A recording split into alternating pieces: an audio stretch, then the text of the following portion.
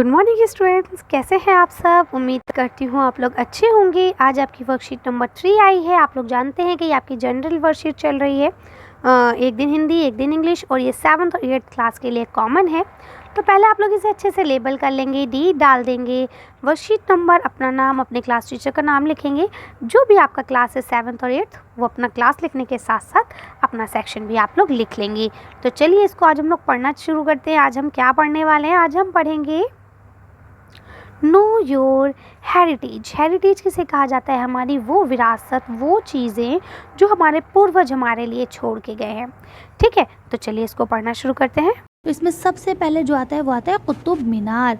ठीक है, तो हम पहले कुतुब मीनार के बारे में जान लेते हैं। तो यहाँ क्या लिखा है देखिए, it is a 5-story monument built by Qutubuddin Aibak in 1193। यानी ये बोलते हैं कि ये 5 मंजिला इमारत, इसको किसने बनवाया है? कुतुबुद्दीन ऐबक, ये जो एक बादशाह था। However he could construct only the basement. लेकिन क्या हुआ कि उसने सिर्फ और सिर्फ बेसमेंट ही बनाया था कि उसके बाद उसकी डेथ हो गई, यानी कि वो मर गए, तो वो उससे आगे नहीं बनवा पाए। लेकिन क्या होता है कि जब पापा कोई काम अधूरा छोड़ते हैं, ठीक है, तो उनको कौन करते हैं? उनके आने वाले बच्चे करते हैं। तो सेम उसी तरह से इसकी जो बाकी की 3 मंजिलें थी, 3 storey made of red sandstone, जो 3 मंजिलें बाकी की हैं, वो लाल बलुआ पत्थर से were construct by his successor Iltutmish. यानी इसकी जो बची हुई बिल्डिंग्स हैं, बाकी फ्लोर्स जो हैं 3, वो इनके वारिस, यानी इनके जो वारिस हुए, उन्होंने बनाया। किसने बनाया? अल्तुतमिश ने बनाया। और किससे बनाया? रेड स्टोन से बनवाया, रेड सैंडस्टोन यानी लाल बलुआ पत्थर से। लास्ट 2 स्टोर्स, यानी कि उसके बाद की जो लास्ट की 2 मंजिलें हैं, वो were made of marble and sandstone, यानी ये जो है मार्बल और सैंडस्टोन से बनाई गई हैं। And complete by Firoz Shah Tughlaq, और इसको किसने कंप्लीट करा है? फिरोज शाह तुगलक ने। इट इज़ 73 मीटर हाई, यानी कि इसकी जो ऊंचाई है टोटल, वो 73 मीटर्स है।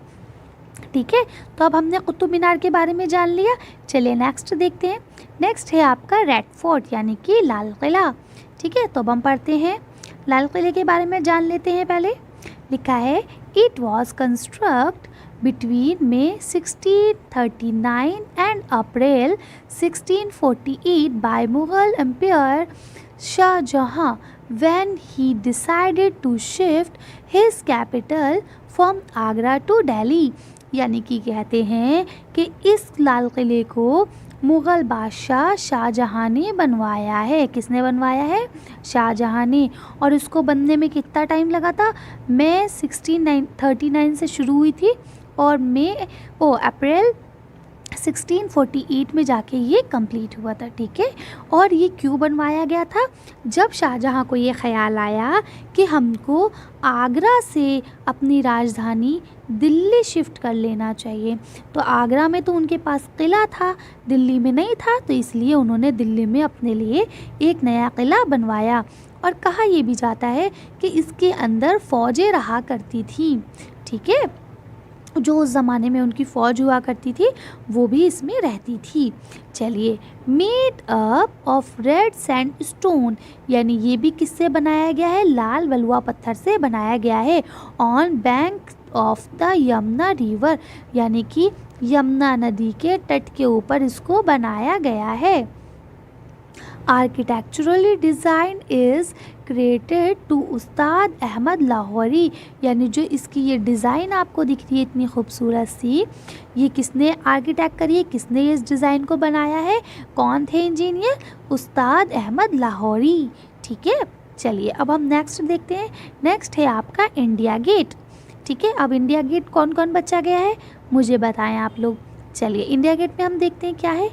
देखिए, जब मैं आप लोग की जितनी थी ना 6th क्लास में, तब मुझे ये बात पता चली कि इंडिया गेट में जो लोग शहीद हुए थे उनका नाम लिखा है। उससे पहले तो मैं इसे ना यही सोचती थी कि इसको भी किसी बादशाह ने बनवाया होगा।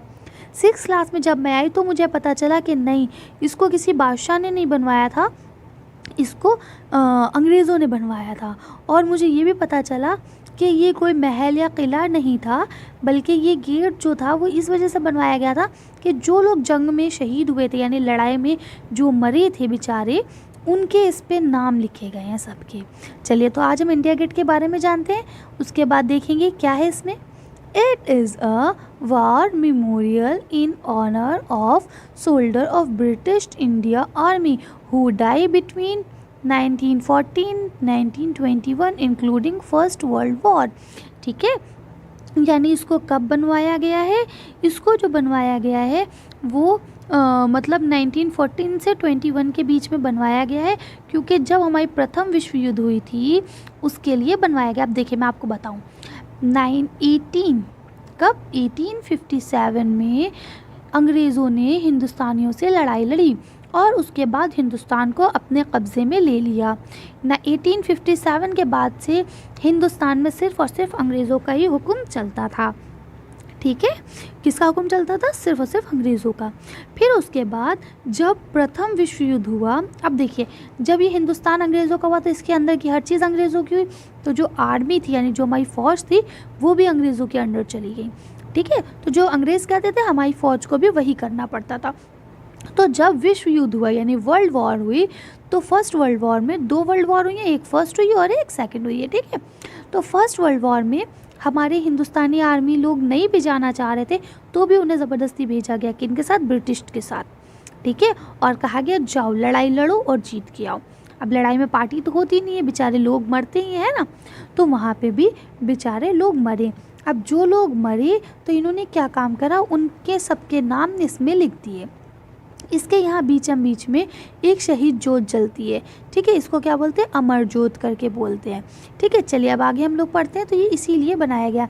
It was interrogate by lord Irwin on Feb 12, 1931, यानी 12 फरवरी को इसका उद्घाटन किया गया। किसने किया? लॉर्ड इरविन ने किया।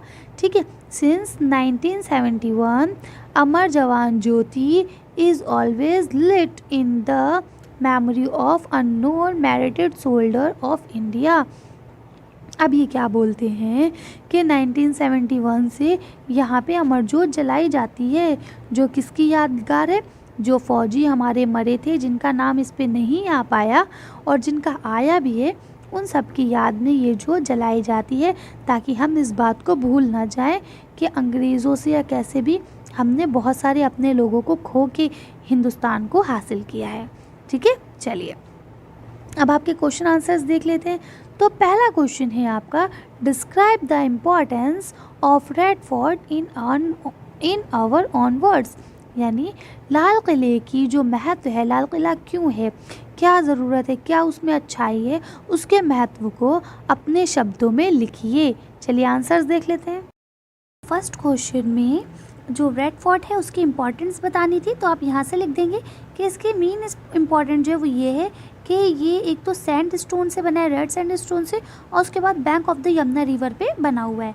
ठीक है, एक तो इसकी सबसे खासियत ये है, और दूसरी जो मेन खासियत है जो मुझे लगता है वो ये भी है कि इंडिपेंडेंस से लेकर जब से हमारा देश आज़ाद हुआ है तब से लेकर द प्राइम मिनिस्टर, यानी जो हमारे प्रधानमंत्री होते हैं उस दौर के, जो भी होते हैं आज जैसे मोदी जी हैं, इसके अलावा जो भी होते हैं, मनमोहन सिंह रह चुके हैं, तो जो भी होते हैं host the flag at the red fort every year, यानी कि तब से जो है लाल किले के ऊपर झंडा फहराया जाता है। ठीक है, on the oceans of independence day, मतलब स्वतंत्रता दिवस के उस पे अवसर पर झंडा फहराते हैं, तो इसकी एक सबसे बड़ी इंपॉर्टेंस ये भी है। ठीक है, चलिए नेक्स्ट क्वेश्चन देखते हैं। आपका नेक्स्ट क्वेश्चन है, describe the significance of the Amar Ujala Jyoti, यानी अमर उजाला ज्योति जो है उसकी जो इम्पोर्टेंस है उसको बताइए, क्या है उसकी इम्पोर्टेंस। तो आप यहाँ से इसको पूरा लिख लेंगे कि जो लड़ाई में लोग ख़त्म हुए थे, शहीद हुए थे, मारे गए थे, ठीक है, उनकी याद में ये बनाया गया है। ठीक है, तो आप यहाँ से पूरा लिख लेंगे इसका आंसर। थर्ड क्वेश्चन है आपका, describe the material used to construction of Qutub Minar, यानी कुतुब मीनार को बनाने के लिए जो मटेरियल यूज़ हुआ है उसके बारे में लिखिए। तो आप इसको सिंपल सा पॉइंट में लिखेंगे। Point number 1 red sandstone, point number 2 marble, point number 3 sandstone. बस ये 3 चीज़ें ऐसे लिख के और आंसर को ख़त्म कर देंगे कि यही 3 चीज़ों का इसमें इस्तेमाल हुआ है।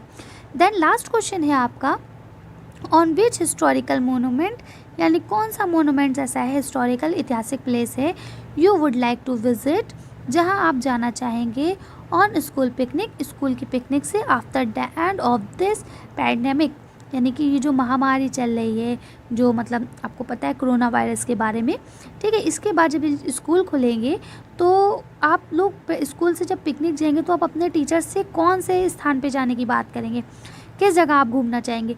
तो मैंने जो लिखा है वो मैंने अपना ही लिखा है कि मैं जो हूँ कहाँ जाना चाहूँगी, मैं I want to go to India gate because I want to see the immortal youngs Jyoti there, यानी कि वहाँ पे जो शहीद लोगों की ज्योति जलती है, अमर उजाला जो जिसे कहते हैं, मैं उसको देखना चाहूँगी, अमर जवान ज्योति, ठीक है, उसको देखना चाहूँगी।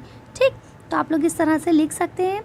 इसके अलावा मैंने आप लोग को बताया था कि जब मैं 6th क्लास में थी तो मुझे पहली बार पता चला था, है ना, तो मैंने अपना वही एक्सपीरियंस आपके साथ शेयर करा है। अब आप अगर कहीं भी जाना चाहते हैं तो आप वो भी लिख सकते हैं, लेकिन एक बात का ख़ास ख्याल रखिएगा, जहाँ पे भी आप जाना चाहेंगे उसका आपको रीज़न लिखना है। ये नहीं है कि आप सिर्फ घूमने फिरने और मस्ती करने के लिए गए कि हमें आइसक्रीम खानी, चॉकलेट्स खानी और उसके बाद वापस आना है, नहीं। आपको जहाँ भी जाना है वहाँ आपको अपने पढ़ाई से रिलेटेड जाना है, ठीक है। तो इसलिए आप जो भी लिखेंगे आंसर सोच समझ के लिखेंगे कि अगर मुझे मान लीजिए कुतुब मीनार जाना है तो मुझे ये देखने जाना है कि वाकई वहाँ पे 3 अलग अलग चीज़ें इस्तेमाल की गई हैं, तो क्या वहाँ पे उनको बनने के बाद भी वो अलग अलग डिनोट होती है कि नहीं होती, है ना। या अगर मैं लाल किला जाऊँगी तो मैं ये देखूँगी जाके कि लाल किला जो नदी के ऊपर बना था तो वो किस हिसाब से बनाया गया था, या जहाँ पे झंडा फहराया जाता है वो जगह कैसी है, ठीक है ना। तो जो भी आप लिखेंगे उसका आप लोग रीज़न भी अच्छा सा देंगे। चलिए, तो आज की वीडियो हम लोग यहीं ख़त्म करते हैं। अगर आपको हमारी वीडियो पसंद आई हो तो प्लीज़ इसे लाइक और शेयर करें। अगर अभी तक आपने हमारे चैनल को सब्सक्राइब नहीं करा तो प्लीज़ हमारे चैनल को सब्सक्राइब करें। Thank you for watching.